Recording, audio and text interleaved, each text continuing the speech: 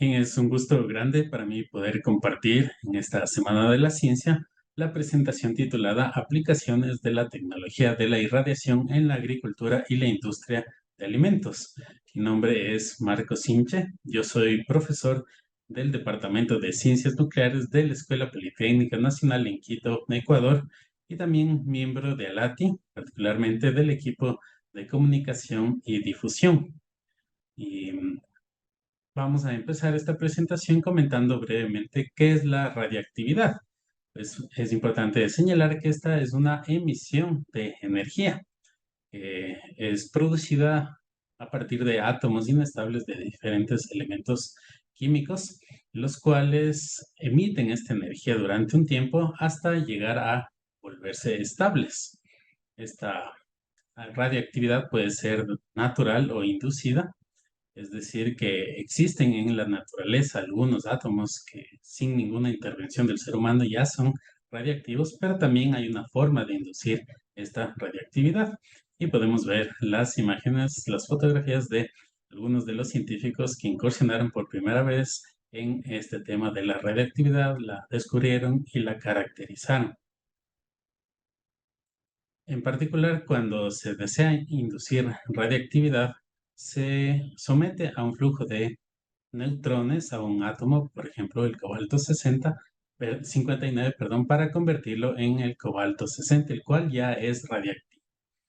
Este emite formas de energía, particularmente como rayos gamma, aunque partículas beta también puede emitir, y se va de esa manera estabilizando. Entonces, esta forma de energía es la que se aprovecha para distintas aplicaciones.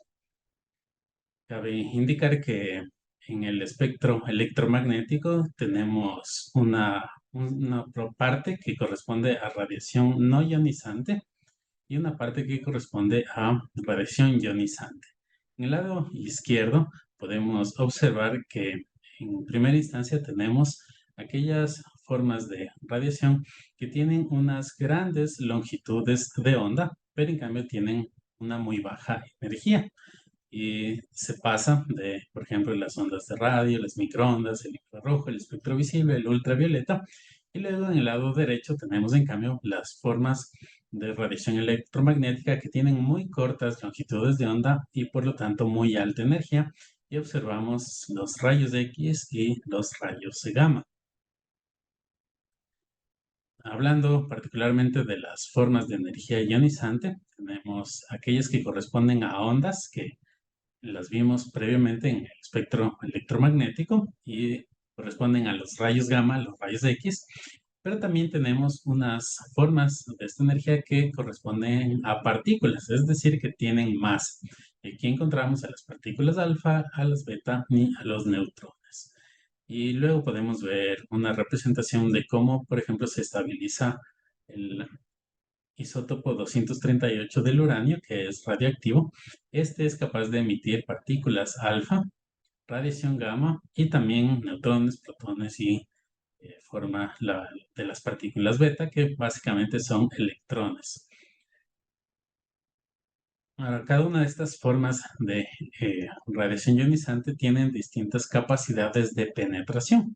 Como se puede ver en esta representación, la de menor penetración es la radiación alfa. Esta puede ser detenida simplemente por una hoja de papel. Luego la radiación beta puede penetrar esta barrera, pero sería detenida por una lámina de aluminio, por ejemplo. Luego la radiación gamma y la radiación X tienen una similar capacidad de penetración y sería detenida por una placa de plomo. Y a continuación la radiación neutrónica, que es la que tiene una mayor capacidad de penetración y sería detenida por un bloque de agua u hormigón, por ejemplo. Un concepto adicional importante de entender es el denominado tiempo de vida media o la vida media, ¿no? Es el tiempo en el cual la actividad de una fuente de radiación ionizante disminuye a la mitad de una fuente radioactiva. Y podemos observar en la tabla algunos ejemplos de isótopos radiactivos, algunos ya mencionados, otros no, y su tiempo de vida media. Por ejemplo, el uranio 238 tiene más de 4.500 millones de años. Es decir, que tiene que pasar este tiempo para que su radiactividad disminuya a la mitad. Es un tiempo demasiado largo. El carbono 14, por ejemplo, tendrá 5.730 años y el cobalto 60, que es uno de los que más se utilizan en las aplicaciones, tiene un tiempo de vida bastante conveniente, un tiempo de vida medio bastante conveniente que es de 5.3 años aproximadamente y emite radiación gamma.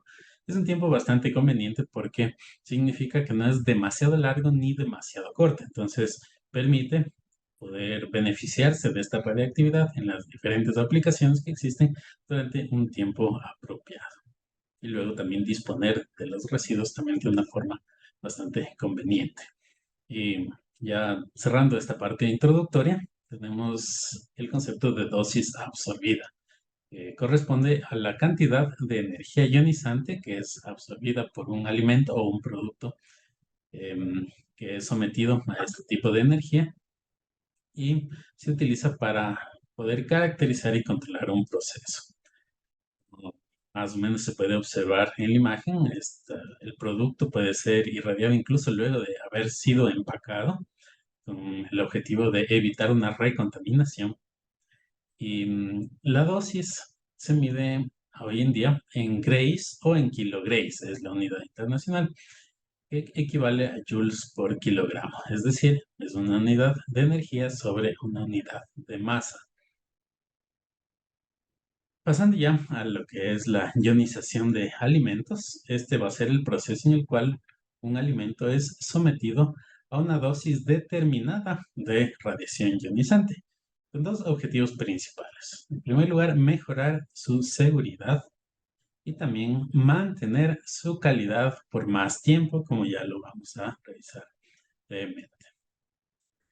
Y dentro del campo de la radiación de alimentos pueden tenerse diferentes propósitos o aplicaciones. Resumidas en esta imagen, también cada uno de estos detalles los vamos a explicar de forma más detallada. Puede utilizarse este proceso para inhibir brotes, para desinfestar de insectos, para extender la vida útil, la vida en percha, también para una reducción de los patógenos o también como un tratamiento cuarentenario. Todo va a depender principalmente de la dosis que se aplique. Y observamos también en esta imagen este símbolo denominado radura, que es aquel que identifica que un producto ha sido sometido a la radiación o a la ionización, que son sinónimos. En cuanto a la inhibición de brotes, aquí se van a utilizar tubérculos y bulbos. Y siempre en uno de estos estudios, que luego puede llevarse ya a la aplicación en la vida cotidiana, es necesario determinar la dosis más adecuada.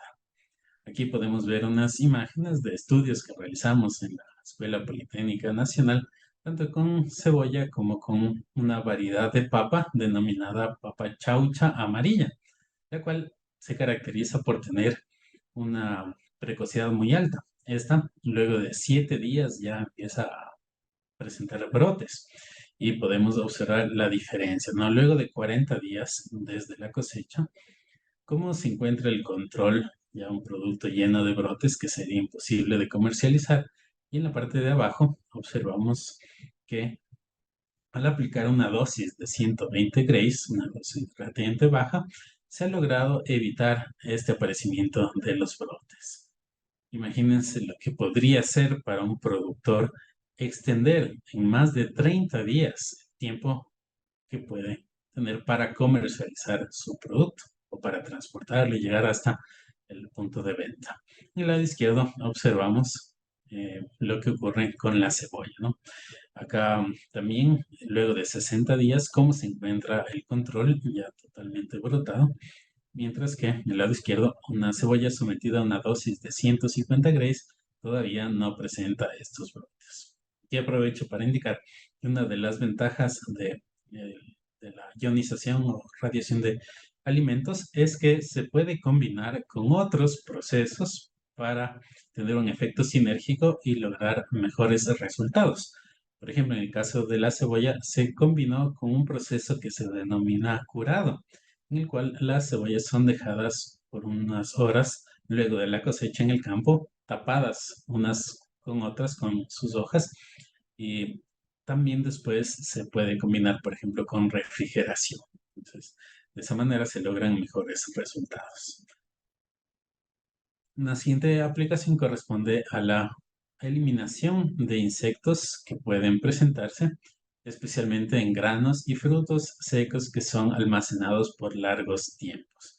Estos, por ejemplo, por acá se los conoce como gorgojos, los típicos insectos que atacan a los granos durante el almacenamiento.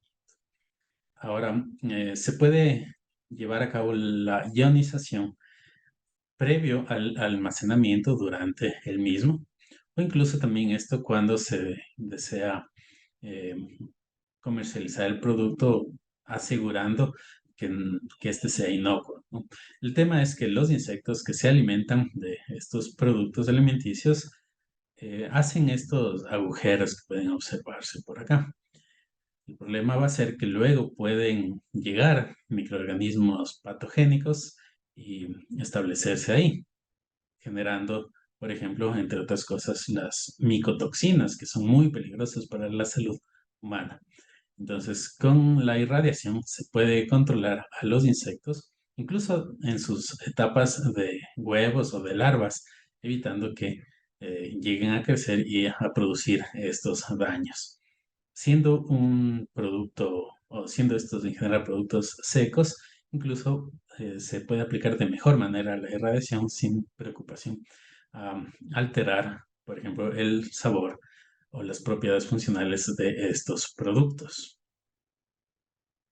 Una aplicación bastante relacionada con la anterior es el denominado control fitosanitario.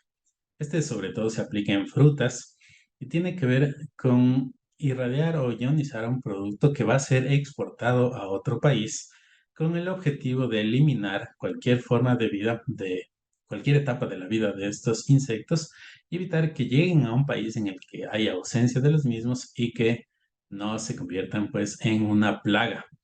Aquí vemos dos de las denominadas moscas de la fruta, de la especie Ceratitis capitata o del género Anastrefa, muy comunes en el Ecuador, por ejemplo, pero que eh, limita, por ejemplo, la capacidad de exportar estos productos a países como Estados Unidos.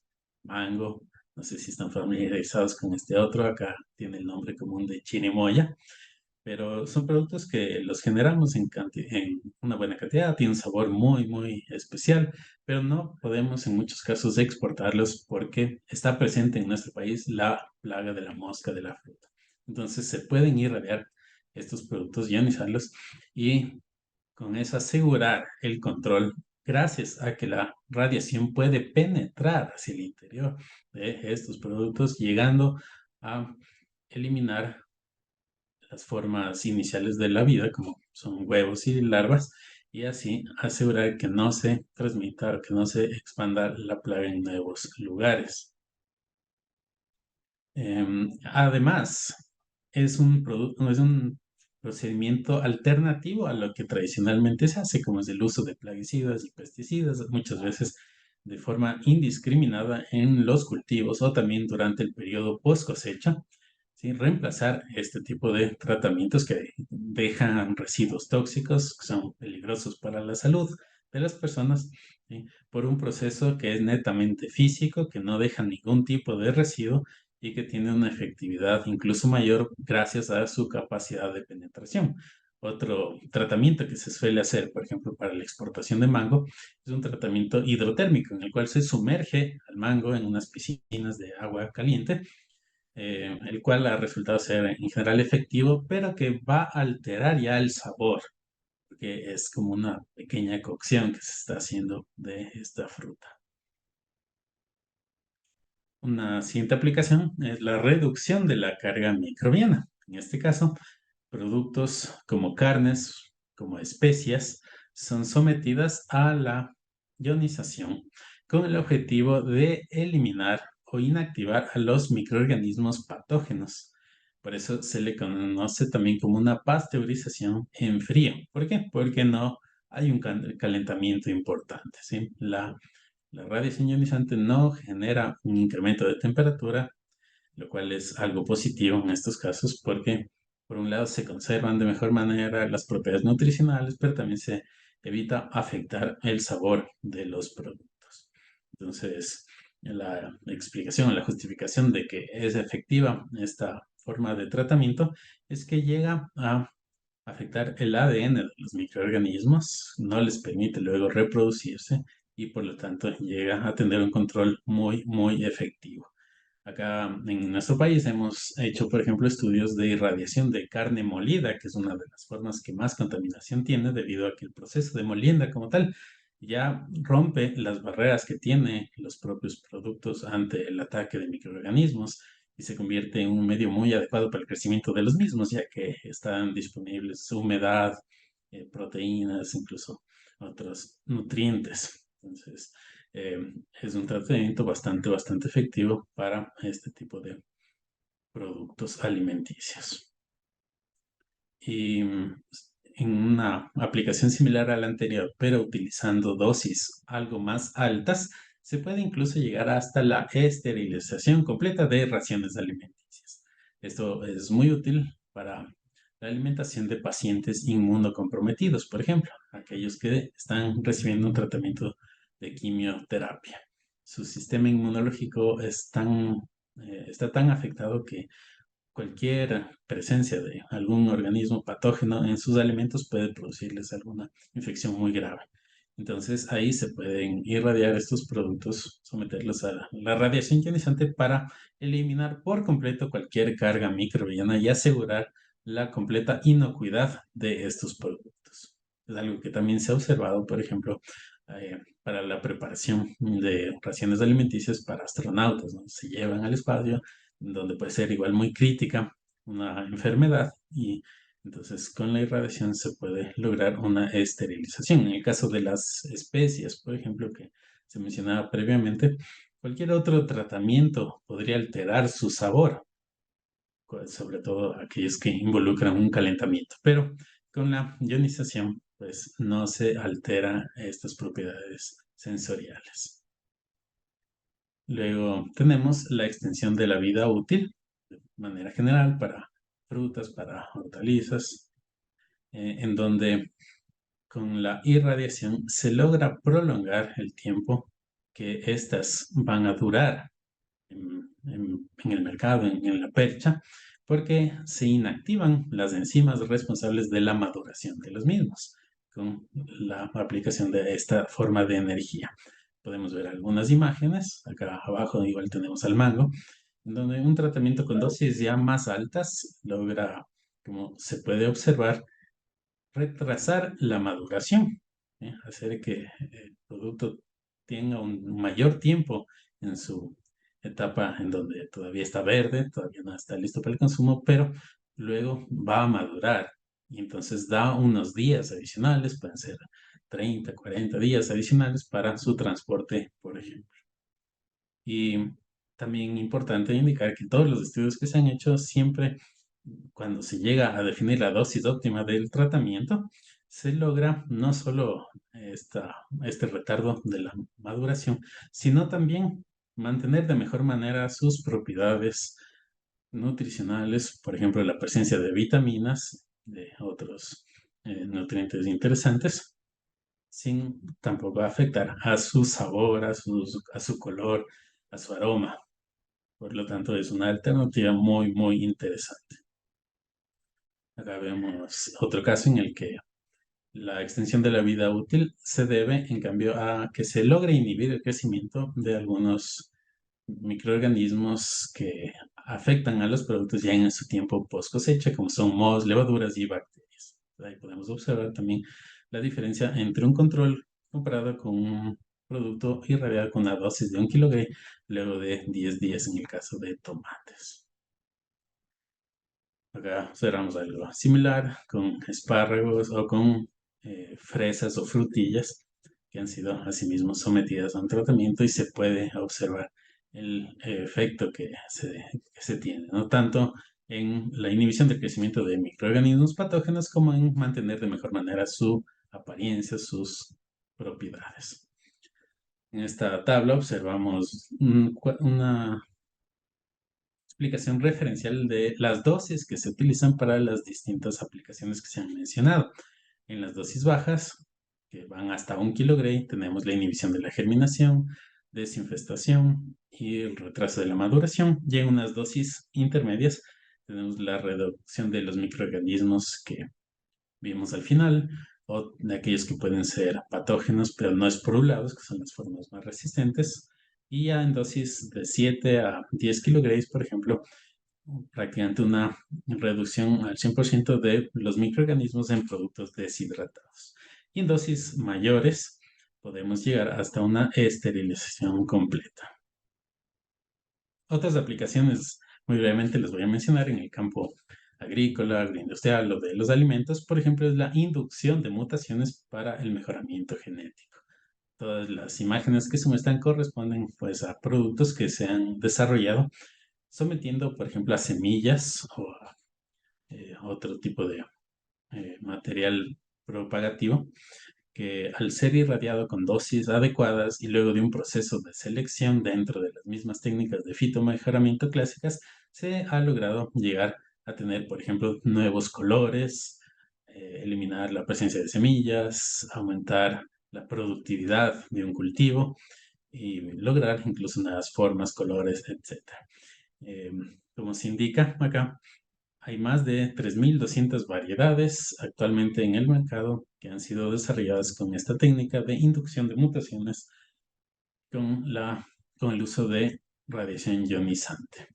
Otra aplicación muy interesante, también algo relacionada con lo que se ha mencionado acá, es la denominada técnica del insecto estéril. En este caso, se somete a insectos en su estadio de pupas a una dosis suficientemente alta para producir esterilidad, pero suficientemente baja para no afectar a la competencia que deben tener estos insectos con los silvestres, de manera que se irradian solamente pupas de los machos. Luego se producen en grandes cantidades. Aquí podemos observar, ¿no?, que habrían millones de estas pupas. Entonces, luego se espera a que lleguen a su etapa adulta. Se les libera en el campo con la intención de que estos lleguen a copular con las hembras, pero al ser estériles no generen huevos viables. Entonces, de esa manera se va controlando y se va reduciendo de a poco la población de estos insectos hasta llegar pues a tenerlos bajo control. Entonces, es un método muy amigable con el medio ambiente porque no se usan productos tóxicos que además pueden afectar a otros insectos beneficiosos como son las abejas y que no generan pues ningún tipo de preocupación debido a que cumplen su tiempo de vida y finalmente pues ya van a morir estos machos estériles, pero se logran reducir, eh, logra reducir la presencia de estas plagas, ¿no?